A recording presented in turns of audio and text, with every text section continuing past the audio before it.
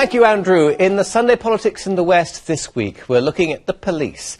1,000 local officers joined the march in London amid warnings that the cuts will mean longer waits for 999 responses. Are the cuts too fast and too deep?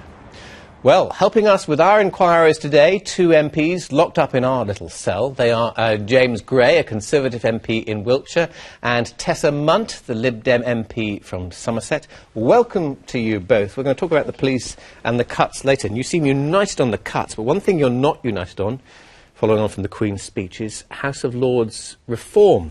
James Gray, is it going to go ahead? And if so, is it going to dismantle the coalition? I just find it astonishing that when the coalition was put together, instead of focusing on benefits or health or education or transport, Nick Clegg said, I want two things. I want AV and I want to have reform the House of Lords. In my 30 years of knocking on doors in North Wiltshire and elsewhere, not one person has ever said they want to see the House of Lords reformed. Let's leave it precisely as it is at the moment. It's doing a jolly good job. Let's not mess with it. Tessa? I think actually James ought to have a little look at the coalition agreement again. What we wanted was lower taxes for people. We wanted more money put into schools through the pupil premium. Yes, we wanted AV. People had that opportunity last year and chose to say no.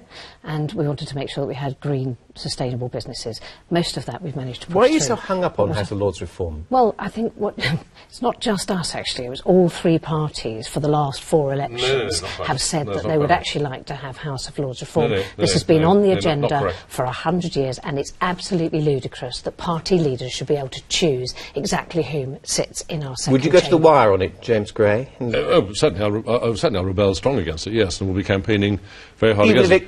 Even if it split the coalition? Oh, I couldn't care less about that. The House of Lords at the moment... You couldn't care less about the coalition? The House of Lords at the moment does a first-class job. It does a very, very good job at holding us guys back. We're the elected House. We're the people... The people send us there.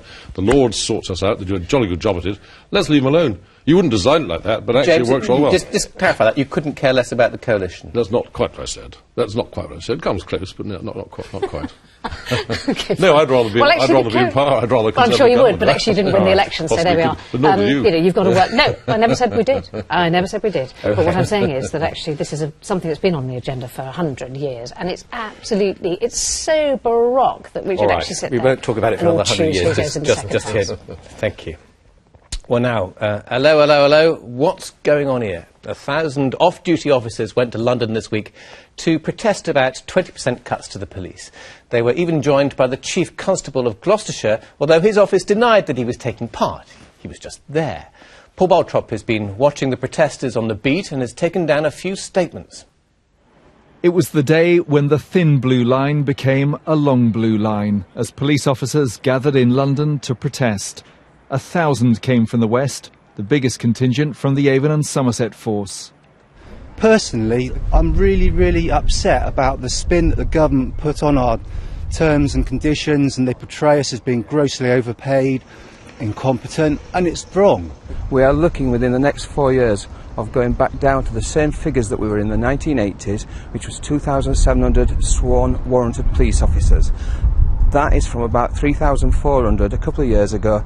That has got to affect the frontline policing. All those who protested in London were off-duty.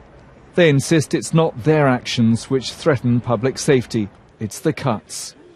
We've brought 200 officers, all off-duty, all here to show their concern about the future of policing. 20% cuts, 16,000 fewer officers nationally. We've lost 108 in Dorset with more to go, so we're very concerned.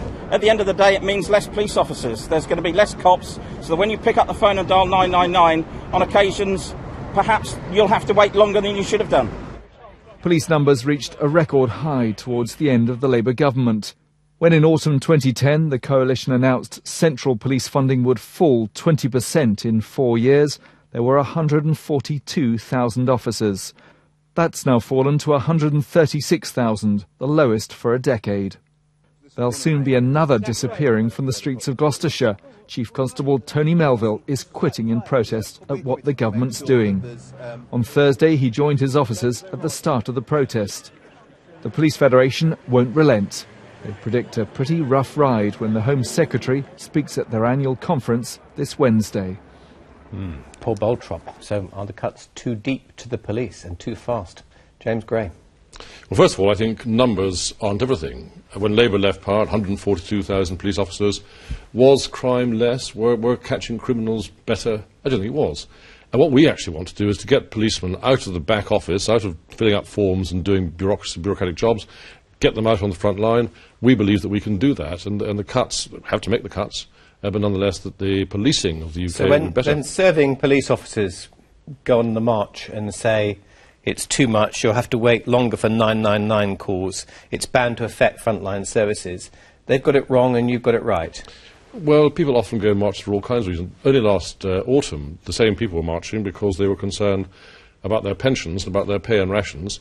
Their pensions and pay and rations are actually very much better. This includes the Chief Constable? Very, very much better than the other armed services, for example, the other emergency services. Why should the police be all that much better than anybody else?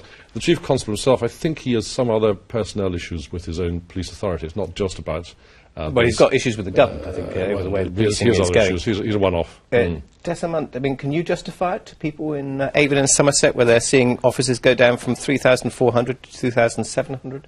I think it's quite difficult, and I understand the concerns of the police. One of the real problems in Avon and Somerset is that actually, when they cut the K-Cup centrally, we're £20 million a year down because of what they call damping, which is the way in which they allocate funds to different areas. So Avon and Somerset is really quite severely badly off. They've already lost £100 million over the last 5 years. Having said that, they've also... what they've done to counteract that is over the last 5 years they've been in joint partnership and they have been cutting their sort of back office. They've merged their personnel functions and all of that sort of thing. Yeah, but the question is can they cut more without actually affecting those of us who happen to live in this area? Well, I know from having spoken to the Chief Constable myself, and I do that regularly, that their raison d'etre is to actually provide good forward office service, front office services. Yes, of course you do, and that's what they do. And they've cut their back office functions over the last, goodness knows how many years. It's people like me who need to go and persuade the government to cut the K-Cup in a different way, because actually they wouldn't need to cut anything. We don't mind here. Actually, this is a coalition, and the Chief Secretary of the Treasury who's bringing in these cuts is, of course, a Liberal Democrat. The question I think you're being asked was, do you agree with me that actually these cuts are necessary? Are you in favour of the cuts to the police service, or aren't you? Well, in Avon and Somerset, I think there are different reasons. They have cut already. They've saved a great deal of money. I think they've saved 6 million already. There's 15 million coming. Yeah, I know. 22 million coming down the line. He's got a reasonable point. I mean, what I'm saying is... He says he's in favour of the cuts. But if they're underfunded already... But are you? No, well, I think probably I'd say to you, actually what we should do is cut the cake fairly and then let them make cuts. So you're not in favour of these cuts? No, well, I'm quite happy to say to you, I don't think the cuts are fair, because it's not based on a fair premise of funding for Avon and Somerset already. That's the conversation I have with the Justice Ministry and others. It was Labour who built up police numbers. Now the Tories, the Tory-led coalition, are cutting them. What's happening to your reputation for law and order? Well, it's a question of whether or not you get better law and order through large numbers. I'm equally concerned about the army. The army is 102,000. We're taking it down to 82,000. I'm fighting strongly against that. I'm saying to the Secretary for Defence, I'm strongly opposed to that. I'm just not certain that more means better. What we want is better delivery of police service on the street, and that means getting these guys, 11% at any one moment, that's all we have on the street, 11% of the police is all on the street at any one moment. I want to get the guys out there, out of the back office, out on the street. What you might say is that in an area like Bristol, there are probably more people visible, and in an area like mine, which is rural, it's quite difficult for people to get there on time, because they've got longer distances. Now I hope you're sitting down to a nice Sunday lunch after this programme. After, not before. But go easy on those roast potatoes. Obesity is still a huge problem in the West, and some are criticising the government for letting schools off the hook when it comes to school dinners. Our health correspondent Matthew Hill has the story. Last-minute preparations for dinner at a typical Gloucestershire school. Well, things have changed a lot with school meals since my day. They only serve chips, for instance, here on a Friday. That's because strict nutritional guidelines about what's on your plate were introduced by Labour 4 years ago to fight obesity. Academies are free from these regulations, and although Gloucester Academy sticks to them, its head fears others may not. I think it would be better if the guidance had stayed and we were told you must provide a balanced diet, because it takes away that temptation which could be there in a couple of years' time if we're short of money, funding's not coming centrally. How can we maximise our income? I know, let's sell unhealthy products because we can make a bigger margin on them. They don't cost so much to produce, and that way we could be tempted. I hope we never are, but it would be much better if it was an expectation that we actually provided a healthy diet for all young people.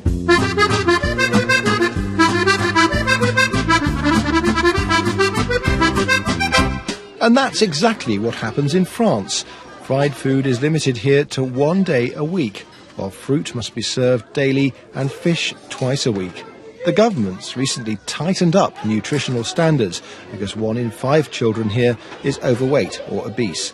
That's fewer than in the UK, but the government's still worried enough to take action. It will work. It already works, and we can see that beyond the strict nutritional aspects, beyond the strict control of obesity, we can also observe great progress regarding the appreciation of the social aspects of the meal. Back in Blighty, though, and there's no entente cordiale with our Education Secretary. He won't be moved, despite a grilling from MPs. The automatic assumption of some statists is that if you remove central control, things will automatically get worse. Without the state there to intervene, people will automatically be wicked and evil and do the wrong thing. Do you believe that? Second point, schools which become academies are schools which already have strong leadership. And our belief is that they will demonstrate that strong leadership, not just in the curriculum, but in other areas. But I'm not leaving it to chance. The School Food Trust have looked at the improvements that have been made in school food, and they'll be publishing a report shortly. Well, at Gloucester Academy, I'm going back to dessert.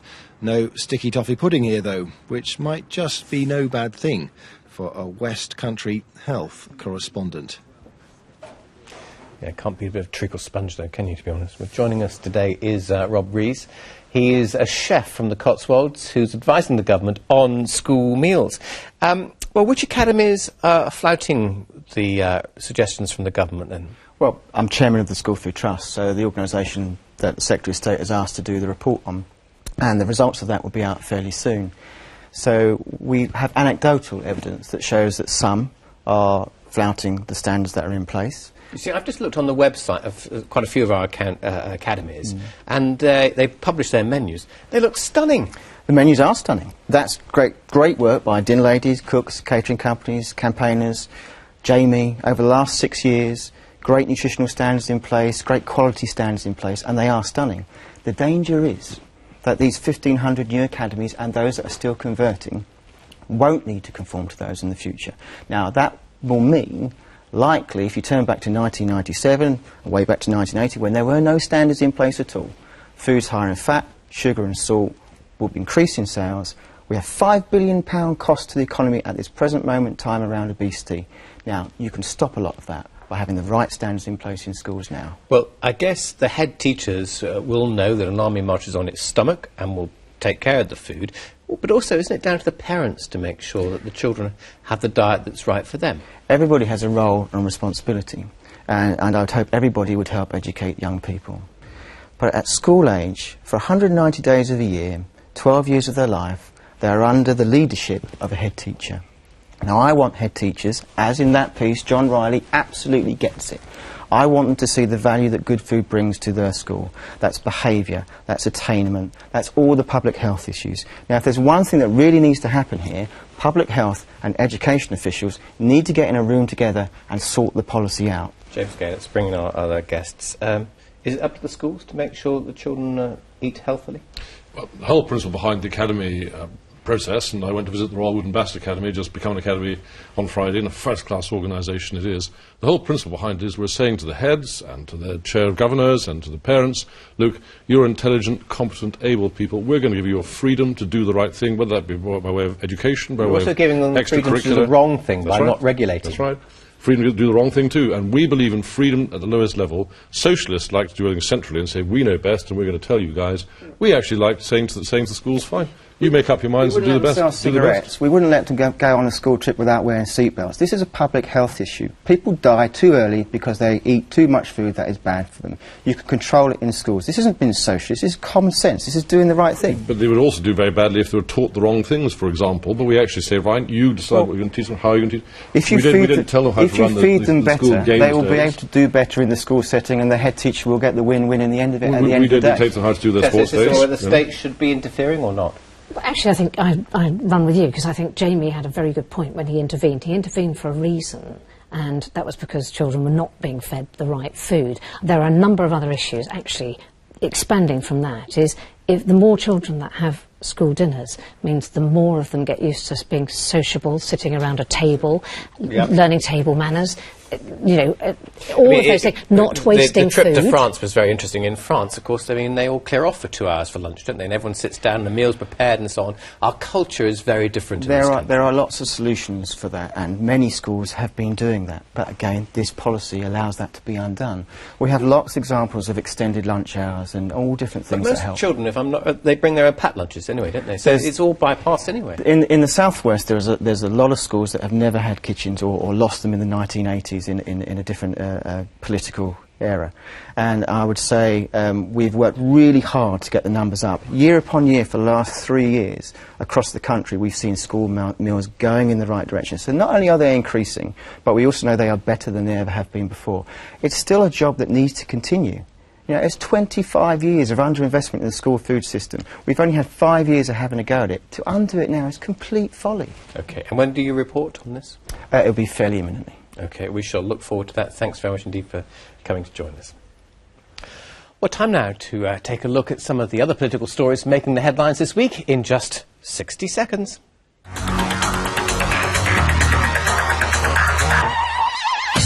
The Lib Dems in Bristol have picked the man they want to run the council until the city gets an elected mayor. Simon Cook has been a councillor in the city for more than 10 years and is also an actor who's appeared in programmes such as Casualty, as well as many stage productions. Obviously, I'm delighted to be leader. It's a great privilege. The speed limit is being slashed in all residential areas in Bath and North East Somerset. The council has decided to introduce the new 20-mile-an-hour limit across the city and surrounding villages this summer. Labour have selected their candidate to run for the elected police commissioner job in Gloucestershire. Rupi Danda is a lawyer and wife of the former Labour MP for Gloucester, Parmjit Danda. Caravan park owners from Somerset have been in Westminster to campaign against plans to raise the tax on static caravans. Ministers say the 20% rate will raise £45 million in the next 5 years, but campaigners say it will ruin the industry. Phew, my dash through the week. Let's just talk about one of those stories, the tax on static caravans. Yes. Is there nothing that you won't tax?